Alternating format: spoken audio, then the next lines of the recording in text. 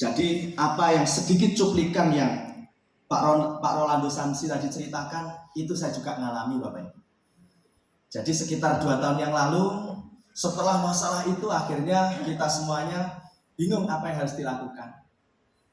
Saya bekerja, pernah Bapak Ibu, saya coba ikut bekerja oleh teman saya dari Nganjuk untuk ngirim bawang merah ya sampai ke Jawa Barat. Dan itu 2 hari saya angkat-angkat dan lain sebagainya, itu hanya mendapatkan uang hanya 200.000 Bapak Ibu. Yang terbiasa dapat jutaan, puluhan juta kok dapat 200.000, prosesnya berat dan itu saya tidak mampu. Akhirnya saya memutuskan untuk hijrah ke Kalimantan sendirian Bapak Ibu. Di situasi itu saya memiliki istri. Istri saya masih kuliah Bapak Ibu. Dan apa beban yang saya rasakan waktu itu adalah harga diri Bapak Ibu. Jika saya sebagai seorang suami tidak bisa membahagiakan istri, ya diketahui oleh orang tuanya, bagaimana dengan saya?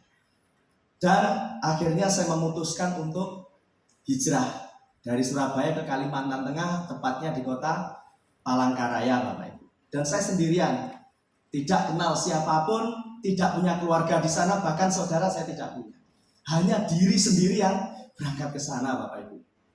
Sampai pada akhirnya ketika sudah nyampe Palangkaraya Bapak Ibu, apa yang harus saya lakukan saya bingung. Cuman saya ngugemi apa yang pernah disampaikan oleh guru saya waktu itu ya. Jika kamu punya ilmu terlanjur bisa, dimanapun kamu ditempatkan, kamu pasti akan berkembang. Itu katanya. Dan itu betul-betul saya ingin buktikan apa kalimat itu Bapak Ibu.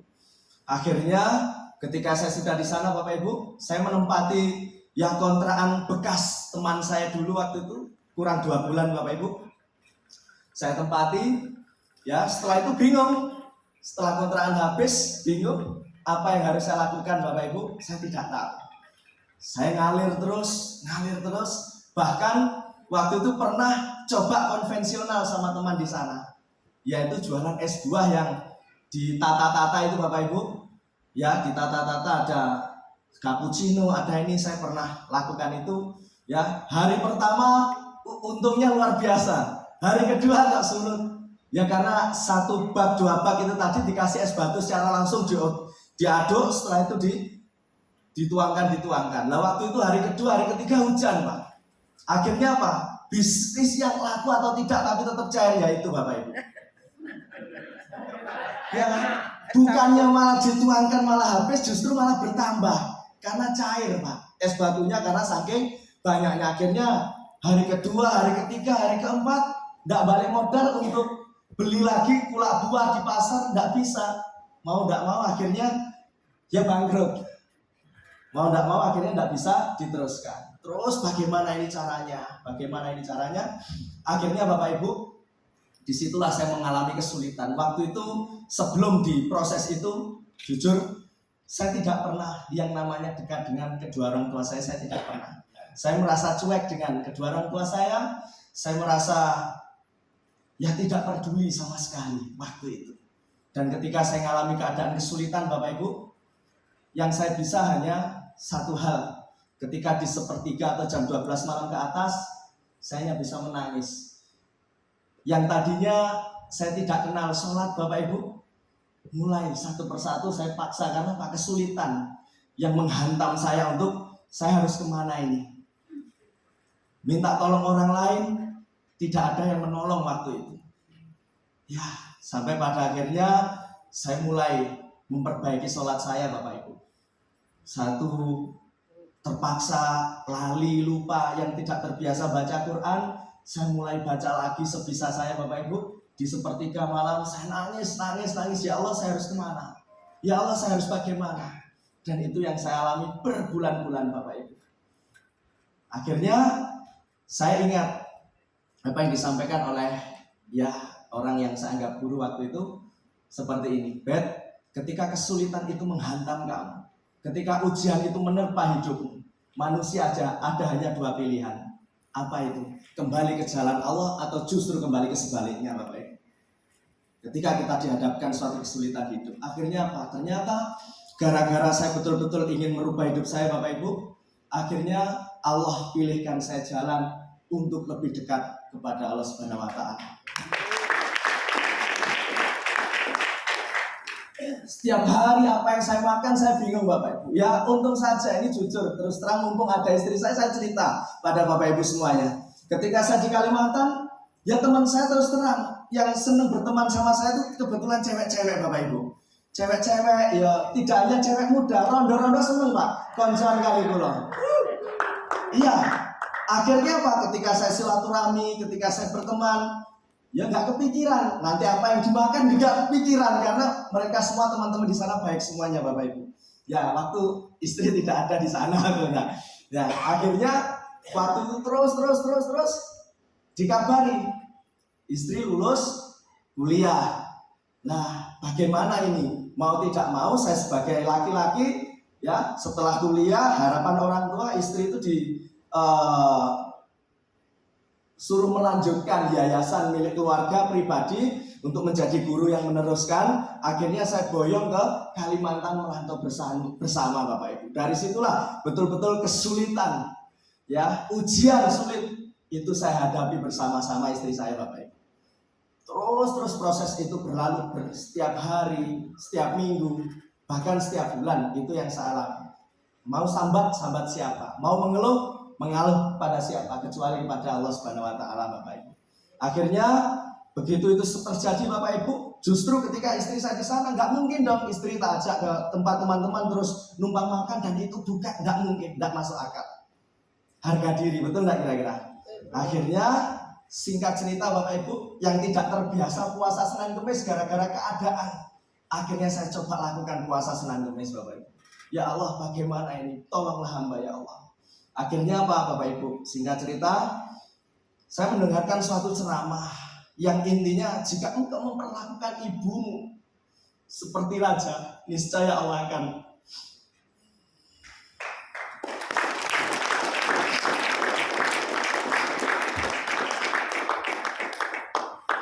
engkau memperlakukan ibumu seperti raja, niscaya Allah akan jadikan rezekimu seperti rezeki raja Bapak Ibu. Akhirnya dari situ saya betul-betul menekan ego saya Bapak Ibu. Waktu itu saya dikabari bapak saya sakit. Bapak saya sakit, apa yang harus saya lakukan? Saya hanya punya mobil sisa dulu perjuangan tinggal satu. Ya mau nggak mau mobil itu harus saya jual untuk berobat untuk berobat bapak saya itu tadi Bapak Ibu. Saya berjuang sendirian sama istri di sana Bapak Ibu. Akhirnya saya mulai bangun komunikasi sama ibu saya. Saya bangun komunikasi. Ya, jadi saya tidak menceritakan kesulitan apa yang saya alami di sana. Saya tidak akan ceritakan. Saya menceritakan hanya yang baik-baiknya supaya Pak orang tua tidak terpikiran Bapak Ibu. Sampai pada akhirnya itu terus berjalan proses itu Bapak Ibu.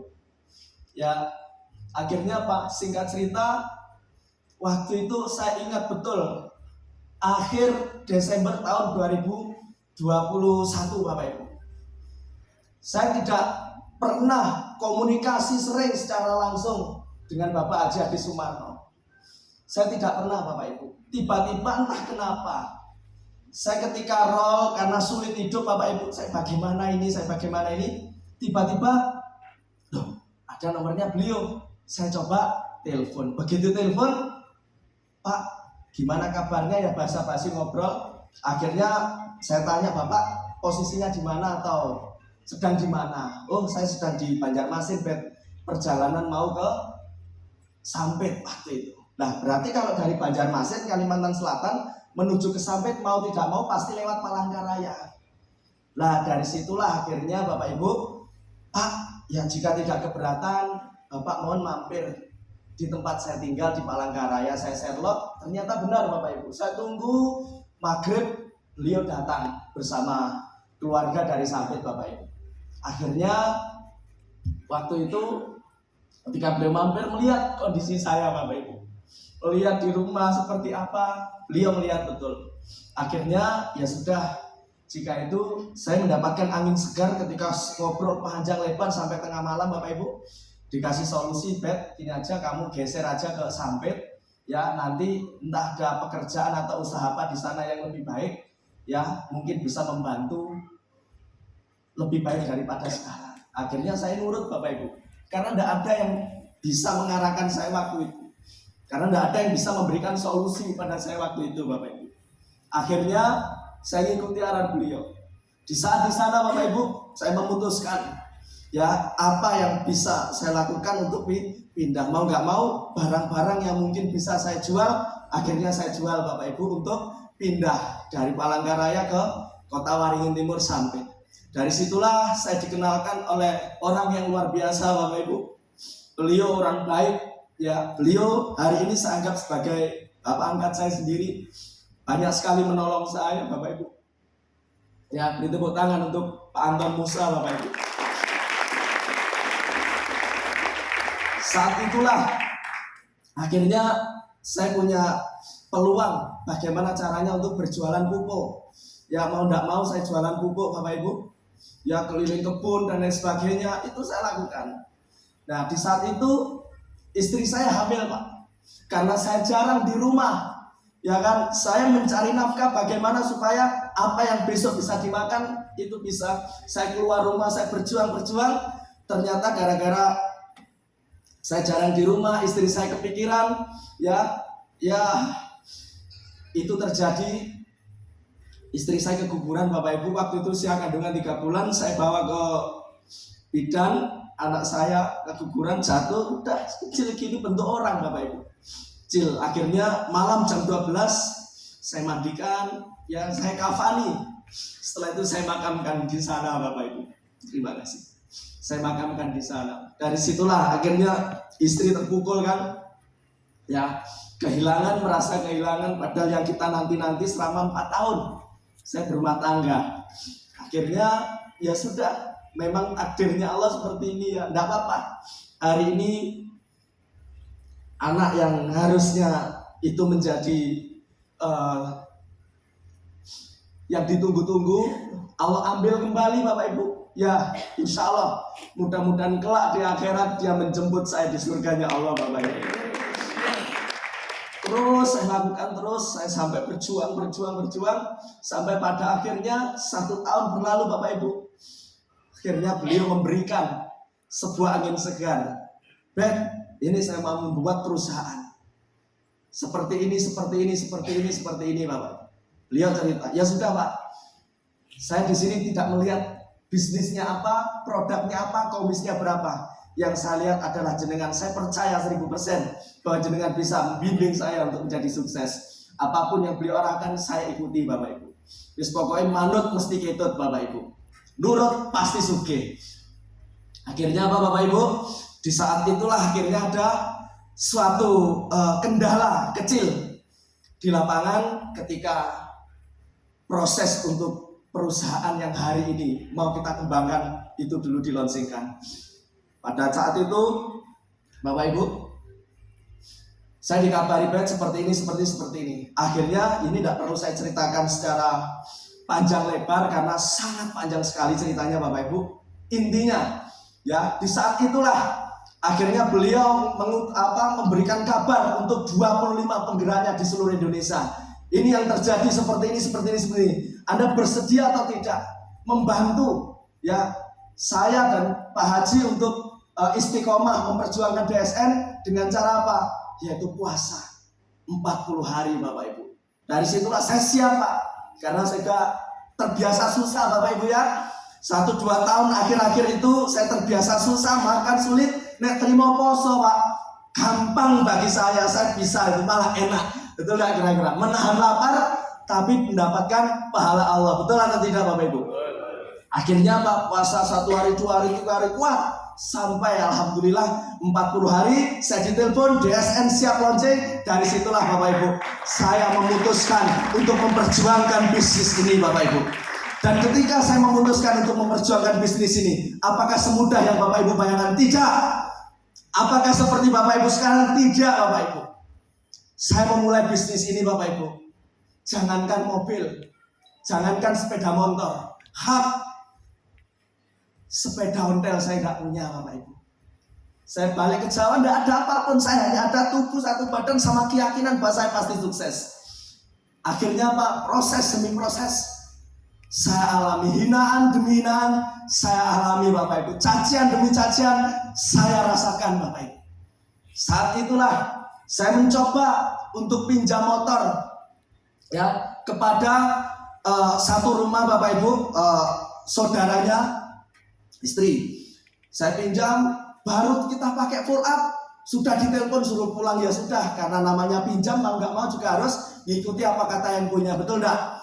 Saya pinjam lagi, baru ngobrol, baru full up, belum maksimal, saya disuruh pulang karena mau dipakai. Nah setelah itu saya pinjam lagi Bapak Ibu, sudah berkali-kali. Ya, pada saat itu di WA yang menjadikan saya sakit hati Bapak Ibu. Kata kalimatnya seperti, "Bet, nek kowe gawe sepeda motor, isinen bensinku." Ngono Pak, padahal setiap saya pakai pulang, pasti saya di sisi bensin. Anaknya saya bawakan sesuatu, entah itu bakso, entah itu roti, pasti saya bawakan. Tapi kebaikan-kebaikan itu tidak dilihat Bapak Ibu. Yang dilihat adalah kekurangan. Dari situlah, mulai dari situ saya akhirnya tumbuh rasa yang namanya bahwa sukses itu harga diri Bapak Ibu. Akhirnya saya ngomong sama istri, bagaimana ini seperti ini wis. Ya kalau memang ini yang jalan yang harus kita lewati, tidak ada pilihan lain kecuali perjuangkan sampai tetes darah penghabisan Bapak Ibu. Tidak ada yang kasihan dengan Anda Bapak Ibu. Tidak ada yang kasihan dengan saya kecuali diri kita sendiri. Akhirnya apa Bapak Ibu? Saya lakukan, tidak kenal hujan, saya tidak kenal. Bahkan presentasi dalam kota pun saya naik bis. Saya naik bis ke sini saya naik bis Bapak Ibu. Masa aku tidak ada alasan Bapak Ibu. Saya naik bis, dijemput oleh dosen saya, presentasi, pulang naik bis lagi. Ke Surabaya naik bis, seperti itu yang saya lakukan berbulan-bulan. Akhirnya Bapak Ibu, ya 6 bulan berjalan, alhamdulillah komisi demi komisi saya kumpulkan. Ya, saya bisa angin segar lagi ya, yaitu membeli sebuah impian kecil. Waktu itu istri saya hamil 9 bulan Bapak Ibu. 9 bulan, harusnya anak saya baru mau lahir. Ternyata 9 bulan gak lahir-lahir. Ternyata lahirnya 11 bulan Bapak Ibu. Saya tunggu-tunggu kok gak muncul-muncul ini. Apa betah di dalam perut ibunya kan? Saya mulai khawatir, saya mulai bimbang. Jadi mempengaruhi dengan kinerja saya waktu itu. Ya 1-2 bulan saya terpengaruh karena ketakutan. Takut nanti keracunan, air ketuban, kata tetangga-tetangga, kata orang tua seperti itu. Akhirnya 6 bulan pertama saya jalankan usaha ini Bapak Ibu. Alhamdulillah saya bisa membeli sebuah kendaraan yang untuk bisa saya berjalan ke sana kemari Bapak Ibu, yaitu Yamaha NMAX 2022 Bapak Ibu. Saya kerjakan terus alhamdulillah. Ya karena apa? Saya harus membeli motor yang lebih bagus Bapak Ibu. Ya kan? Kenapa? Ya karena sakit hatinya luar biasa waktu itu. Situasi yang saya alami kemarin sangat luar biasa Bapak Ibu. Akhirnya saya kerjakan lagi dengan penuh semangat, dengan penuh keyakinan. Apa yang menjadikan Bapak Ibu rezeki yang Allah berikan kepada saya ini sedikit mudah daripada waktu itu. Mau tahu rahasianya Bapak Ibu? Mau tahu rahasianya Bapak Ibu? Saya punya jimat. Saya berdiri di sini seberani ini karena saya punya jimat Bapak Ibu. Apa jimat saya? Ibu saya Bapak Ibu. Setiap minggu atau setiap bulan pasti saya sempatkan waktu untuk pulang di rumah. Saya bersujud di depan pintu, Bu, minta tolong langkai saya 3 kali. Setiap pulang saya pasti lakukan sampai detik ini Bapak Ibu. Setiap pulang saya cium kaki ibu saya basuh, ya kan, saya minum, saya buat. Dari situlah kekuatan yang menjadikan kenapa saya harus sukses. Karena hari ini orang tua perlu dengan adanya saya membantu mereka. Akhirnya setiap saya komunikasi sama ibu, Bu, duwe apa enggak? Kak duwe, kirim. Bu, ternyata ketika kita berbuat seperti itu justru malah Allah berikan yang lebih banyak daripada yang kita beri. Dan itu nyata dan itu terjadi Bapak Ibu. Ya akhirnya saya terus lakukan itu Bapak Ibu setiap bulan. Bahkan sebelum uang orang tua saya habis, saya telepon masih ada, kirim lagi. Jangan pernah takut miskin dengan sedekah Bapak Ibu. Jangan pernah takut Anda nggak punya uang karena sedekah, Bapak Ibu. Justru ketika kita nggak punya uang, wajib sedekah agar Allah datangkan dari rezeki dari manapun, Bapak Ibu. Pokoknya konsepnya semakin kita banyak memberi, pasti semakin banyak kita panen, Bapak Ibu.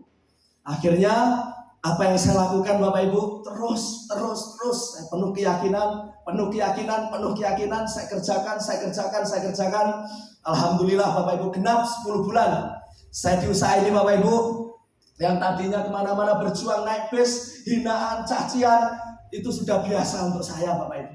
Karena namanya orang tidak punya duit, orang miskin wajib dihina, Bapak Ibu.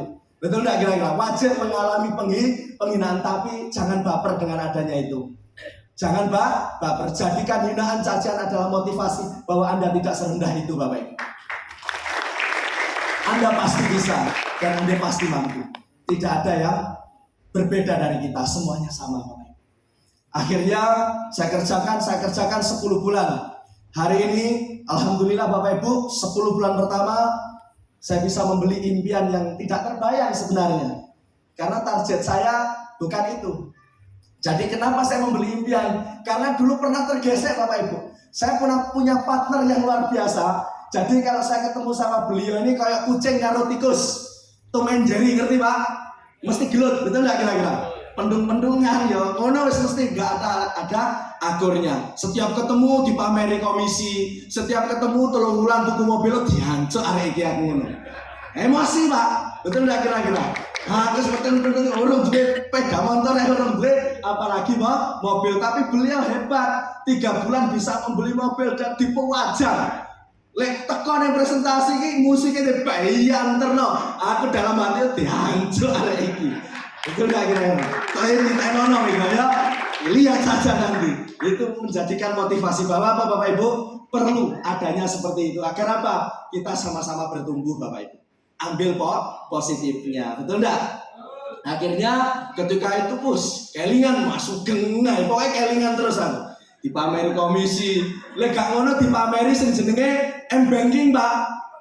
Jadi M-banking iki tidak ada wong tanya, tidak ada orang tanya, tidak ada orang pengen ngerti lho, moro-moro dibuka delon-delon. Ngene, 1 juta, 2 juta, 3 juta mlebu ning rekening, batin iku kene. Iki arek iki maya ya. Tapi itu menjadikan motivasi Bapak Ibu. Akhirnya apa? Ketika saya memperjuangkan mau putus asa kelingan masuk ke waduh ketemu masuk ke pamer ini iki wis gak oleh iki. Akhirnya yang tadinya hampir putus asa akhirnya menjadi semangat kembali Bapak Ibu. Gara-gara kelingan wajahnya masuk ke. Anjir ngomong rada gregetne Pak lek ketemu iki ngomong. Dadi ya aku terpancing gitu loh, terpancing positif. Akhirnya terus sampai pada akhirnya 10 bulan genap saya bisa membeli Toyota Fortuner Bapak Ibu. Orang satu-satunya yang tak cari yang pasti siapa lagi kalau bukan si Tom and Jerry itu enggak. Mas Sugeng sampai pada akhirnya saya ketemu Mas Sugeng kan ngomongnya rada gawayane lho Pak. Betul enggak? Jadi nek presentasi ki mobil diparkir ning sebelah rumahnya Pak Dirut, ngadep rono, gaya ngelapi barang, gaya bawa ning ngarep, bayo. Akhirnya apa? Begitu saya ada Fortuner, saya ngomong Mas Sugeng, nek mobilnya sampean tetep diparkir ning kono, delok tak unduri mobilnya sampean, delok. Karena Fortuner saya nek wesine, Pak. Dadi lek trimo ngunduri mobilnya Mas Sugeng kan bisa ditarik. Betul enggak kira-kira? Bisa ditarik, betul nggak? Akhirnya dari situlah Bapak Ibu semangat ya luar biasa dan semua itu terjadi karena sakit hati Bapak Ibu. Semua itu bisa terjadi apapun yang tidak bisa karena sakit hati awalnya. Dari situlah akhirnya saya percaya Bapak Ibu, 1 konsep sedekah. Yang kedua, muliakan ibu Anda selagi masih ada Bapak Ibu. Karena itulah satu-satunya jimat yang tidak ada tandingannya dari jimat apapun bentuknya Bapak Ibu. Sekali doanya orang tua kita, ibu kita, langit ke-7 pun tembus Bapak Ibu. Sekali dia mengadakan tangan, ya Allah tolonglah anak hamba, insya Allah atas izin Allah Bapak Ibu Anda pasti ditolong. apalagi hanya 1 juta per hari, apalagi hanya sukses di DSM. Bagi Allah itu hal yang kecil. Yang penting satu, ibu Anda masih ada, muliakan. Pesan saya itu karena saya bisa mendapatkan kemudahan rezeki, ketemu dengan orang-orang baik, ketemu dengan orang-orang yang memotivasi saya, itu karena doa ibu saya. Dan yang kedua, bahagiakan istri Anda dan anak Anda selagi Anda mampu, dan harus mampu Bapak Ibu, apapun yang terjadi.